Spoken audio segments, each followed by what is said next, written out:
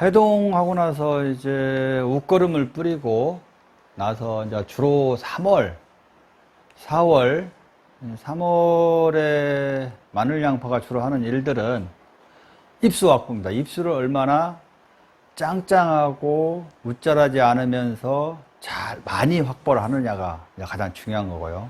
그 다음에 4월 중순 이후부터 이제 6월 초까지, 수확기 전까지 얘네들이 가장 중요한 거는 고온이 되면서 입이 마르거나 병이 생기거나 이런 것들을 방지하는 게 가장 큰 할 일이라고 보면 됩니다. 그렇게만 입수를 많이 확보하고 입을 잘만 6월 초까지 수확기까지 갖고 가면 아무것도 안 해도 잘 큽니다. 그냥 물만 주셔도, 물만 잘 들어가면 자동으로 잘 크죠. 그래서 과연 이 3, 4, 5월에 해야 될 일, 전에 설명드린 것처럼 2월 달에 모두싹, 아바나뚜, 하카포스 이거를 활용해서 흠뻑 주고 나면 이제 3월 달에 주로 하는 일은 어떻게 하면 마늘 양파의 입의 숫자를 많이 빼올릴 거냐, 이게 이제 관건입니다. 그리고 양파 같은 경우는 녹균병을 예방하고, 마늘은 이제 입금 마른증 이런 증상들이 많이 나오니까 그런 것들을 이제 예방할 수 있는 방법. 그 다음에 가끔 3월에 이제 꽃샘 추위라고 그럴까요? 추위가 한 번씩 오는데 이 추위에 이제 극복을 하게끔 성장이 막 되다가 조금만 추워져도 잘못하면 성장이 멈출 수가 있습니다. 그렇기 때문에 성장 시기에 좀 짱짱하게 키기 위해서 하는 게 실은 칼슘 공급이 굉장히 중요합니다. 그래서 저희가 이 초기에 생육을 좋게 하고 그다음에 발달시키기 위해서는 여기 보시는 것처럼 누트카를 권장을 해드립니다. 초기에는. 그래서 누트카를 적게는 20g, 많게는 40g가 있으셔도 좋습니다. 쓰시고 거기에 병해충을 병을 예방하기 위해서 모두싹을 쓰고, 그 다음에 충을, 특히 이제 응애나 이런 것들이 이제 온도가 올라가면서 발생이 되니까 이때는 해충싹으로 해서 모두싹, 누트칼, 해충싹을 활용해서 저온 피해, 입금마른증, 그 다음에 응애, 그 다음에 녹균병을 예방하는 차원에서 살포를 하시면 될 것 같습니다. 그리고 이걸 보통 한 7일에서 10일 간격으로 2회 정도 3월 중순까지 사용을 하시면 되고요. 그래서 이렇게 보통 3월 달에 웃자람 없이 잎과 줄기가 이렇게 잘 나올 수 있도록 만들어주는 것이 굉장히 중요합니다. 지금 보시면 잎이 약간 뒤틀렸는데, 마늘에 이 뒤틀린 이유는 성장성이 좋기 때문에 그렇습니다. 성장성이 좋기 때문에 잎이 뒤틀렸죠. 그러나 웃자라지는 않았죠. 이게 굉장히 중요한 거예요. 입이 두툼하고 각 입 폭이 넓으면서 웃자라지 않은 거. 그리고 여기 보시면은 입자루 자체도 굉장히 짧게 나온 거죠. 이게 이제 원래 처음에 나오는 입인데, 이건 이제 입이라기보다는 이제 보엽이라고 하죠. 엽이라고 하는데, 요게 이제 여기부터 본잎이에요. 이게 본잎. 이렇게 짧게 나와줘야만이 제대로 된 마늘이다, 이렇게 보시면 될 것 같습니다. 자, 양파를 한번 보겠습니다. 이번에는 굉장히 야무지면서 비대가 잘 됐은 양파. 양파는 다르게, 마늘은 본 잎이 있고 나중에 속에 인편이 있어요. 쪽 분화에 의해서 인편이 이루어지지만, 양파는 어떻습니까?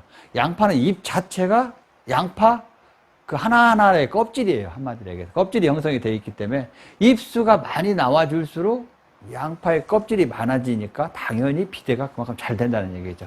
그래서 이 양파에서 가장 중요한 거는 잎과 잎 간격이 짧아야 되고, 잎 숫자가 많으면 자연스럽게 양파는 크다, 이렇게 보시면 될 것 같아요. 이렇게 보시면 되고요. 자, 여기 보시면 양파에 아까 말씀드렸죠.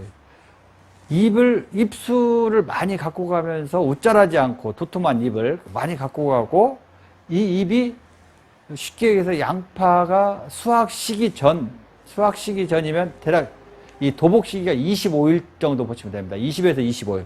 수확할 날짜가 예를 들어서 6월 5일이다. 그러면 5월 10일 정도 해서 10일에서 15일 사이 정도에 도복이 돼야 돼요. 싹 쓰러집니다. 쓰러지는데, 자, 여기서 가장 중요한 거는 양파의 사이즈가 중요한 게 아니라, 도복이 됐는데도 양파 잎이 병이 걸리거나 잎이 마르거나 그런 것이 거의 없다는 거죠. 자연스럽게 이렇게 딱 넘어지게 되면, 물론 추대도 몇 개 있어야 되지만, 나머지 양파는 너무 저장성이 좋으면서도 큰 양파를 생산할 수 있다. 근데 이 전에 잎이 다 말라버리거나 아니면 녹유병이 오거나 그러면 양파는 절대 클 수가 없다, 이렇게 보시면 됩니다.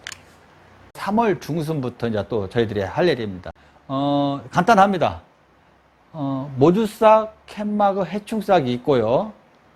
반대로 모두싹, 액티브, 모두싹 충이 있습니다. 이 두 가지를 교차로 쓰게 됩니다. 교차로. 쉽게 얘기해서 모두싹, 캔마그, 해충싹을 오늘 살포했으면 일주일에서 열흘 정도 있다가 모두싹, 액티브, 모두싹 충을 쓰게 됩니다.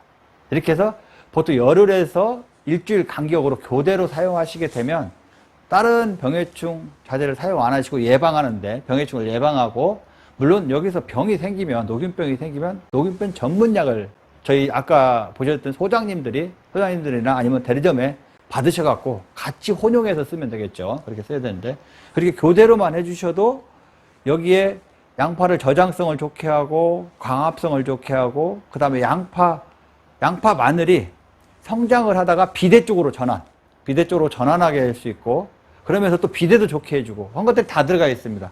복잡하게 안 하셔도 이 두 가지만, 모두싹, 캔마그, 해충싹 1번, 그 다음에 일주일에 열흘 후에 모두싹, 액티브, 모두싹, 충, 이렇게만 사용하셔도 병해충 예방, 영양제까지 다 사용하실, 칼슘제까지 다 들어가 있습니다. 그래서 보시면, 지금 여기에 보시면 먼저 모두싹, 캔마그, 해충싹, 얘네들이 이제 3월 중순부터 해갖고 중순부터 쓰게 돼, 3월 중순 넘어서부터 쓰게 되죠. 이때까지 쓰게 되고, 통상적으로 얘네들은 녹균병이나 입마름병이나 응애나 이런 것들 주로 방지하면서 칼슘 공급, 그리고 캔마그에 의해서 마그네슘하고 붕소를 공급하는데, 여기서 캔마그를 쓰는 이유가 있습니다. 캔마그를 쓰는 이유가 뭐냐면, 통상적으로 4월 말 중순 넘어가면 비대로 전환이 돼요. 비대로 전환되는데, 이때 당시 일조량이 부족하게 되면 비대가 잘 안 됩니다.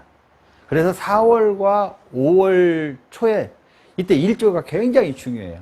일조 자체가. 그래야만이 마늘 양파의 비대가 굉장히 잘 된다는 거죠. 그래서 반드시 저희 누트칼이나 이런 칼슘제도 있지만 캔마그가 거기에 딱 맞다, 이렇게 보시면 될 것 같아요. 그래서 비대, 마늘 양파의 비대 시기에 캔마그, 그리고 비대도 이때 한참 비대가 되다가 5월 중순 넘었으면 이때부터는 이제 단단하게 채우는 거예요. 마늘 양파는 비대도 되지만 단단하게 채우는 게 굉장히 많으니까, 그럼 단단하게 채우려면 뭘 해야 되냐?